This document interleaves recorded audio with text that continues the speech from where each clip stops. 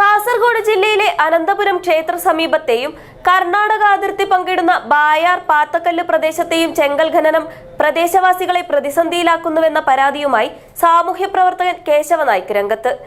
ചെങ്കല്ലുകൾ വ്യാപകമായി ഈ പ്രദേശങ്ങളിൽ നിന്നും കടത്തിയാൽ വയനാട് ദുരന്തത്തേക്കാൾ വലിയ ദുരന്തമുണ്ടാകുമെന്നും കേശവ നായിക് പറഞ്ഞു. ഏറ്റവും വിലക്കുറവിൽ ഏറ്റവും മികച്ച ഫർണിച്ചർ ഉൽപ്പന്നങ്ങൾ സ്വന്തമാക്കുവാൻ നാലപ്പാട് ഇന്റീരിയേഴ്സിൽ തന്നെ വരണം. Nalappad interiors, opposite കെവൽ hospital, Nullippady, Kasaragod. Kasaragod ജില്ലയിലെ അനന്തപുരം ക്ഷേത്ര സമീപത്തെയും കർണാടക അതിർത്തി പങ്കിടുന്ന ബായാർ പാത്തക്കല്ല് പ്രദേശത്തെയും ചെങ്കൽ ഖനനം പ്രദേശവാസികളിൽ ആശങ്ക ഉണ്ടാക്കുന്നതായി സാമൂഹ്യ പ്രവർത്തകൻ കേശവ നായിക് നിരവധി തവണ ബന്ധപ്പെട്ടവരോട് ഇക്കാര്യം സൂചിപ്പിച്ചിട്ടും യാതൊരുവിധ നടപടി ഉണ്ടായില്ലെന്നും കേശവ നായിക് പറഞ്ഞു. ഇതേ രീതിയിൽ ചെങ്കല്ലുകൾ കടത്തുകയാണെങ്കിൽ വയനാട് നടന്ന ദുരന്തത്തെക്കാൾ വലിയ ദുരന്തം ഈ പ്രദേശത്തുള്ളവർ അനുഭവിക്കേണ്ടി വരുമെന്നും അദ്ദേഹം കൂട്ടിച്ചേർത്തു.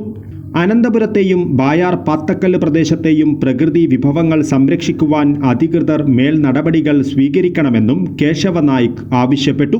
നമ്മൾ അനന്തപുര ക്ഷേത്രത്തിൻ്റെ ആ കുന്ന് പറഞ്ഞെങ്കിൽ ടൂറിസ്റ്റം ഏരിയ ആയിട്ടുണ്ടായിരുന്നു. ടൂറിസ്റ്റം ഏരിയ ആയിട്ട് സെൻട്രൽ ഗവൺമെൻറ് സമയത്ത് 1 കോടി ചില്ലറ പൈസ കൊടുത്തിട്ടുണ്ടായില്ല. അതിന് നമ്മൾ DICൻ്റെ കാസർഗോഡ് കൈകാരിക DICൻ്റെ ഒരു അതിന് ഇൻഡസ്ട്രിയൽ ഏരിയ പറഞ്ഞെങ്കിൽ അത് ഇമ്പ്രൂവ്മെൻ്റ് ആക്കാൻ വേണ്ടി നമ്മൾ ഇൻഡസ്ട്രിയൽ ആക്കുമെന്ന് പറഞ്ഞിട്ട് ഓർ നമ്മളടുത്ത് പറഞ്ഞു. അപ്പോൾ ഞാൻ പറഞ്ഞു, ഇൻഡസ്ട്രിയൽ ഏരിയ ആക്കിയെങ്കിൽ ഈ കുന്നിന് നിങ്ങൾ ഈ നിങ്ങൾ തമിഴ്നാട് ആന്ധ്രത്തിലേക്ക് എന്ത് കൊണ്ടുവന്ന് പറഞ്ഞു. അപ്പോൾ ഓർ പറഞ്ഞ് അത് ലെവലാക്കാൻ പറഞ്ഞു.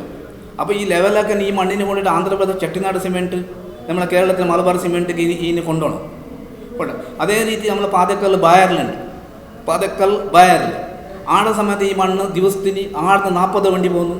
നമ്മൾ അനന്തപുര ക്ഷേത്രത്തിൻ്റെ കണ്ണൂർ ജുമാ മസ്ജിദ് പരിസരത്തിൽ 25 വണ്ടി 18 ടയറിൻ്റെ വണ്ടിയിലാണ് ഇവർ കൊണ്ടുവന്നത്.